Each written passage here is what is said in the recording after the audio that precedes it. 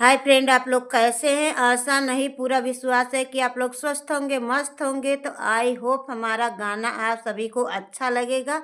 मटकोड़ गीत मैं सुनाने जा रही हूँ। आप सब लोग प्यारा प्यारा कमेंट करना और अच्छा लगेगा तो चैनल पे न्यू है तो सब्सक्राइब करना।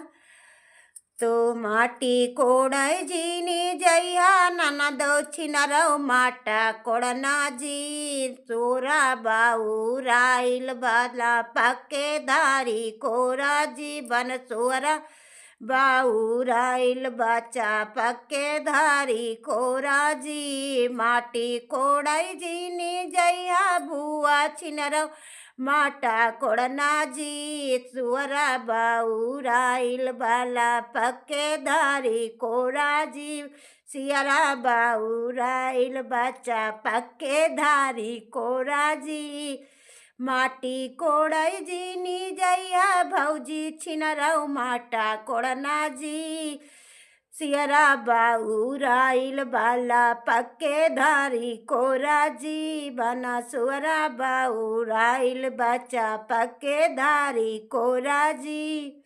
गाना अच्छा लगे तो लाइक सब्सक्राइब, न्यू है चैनल पे तो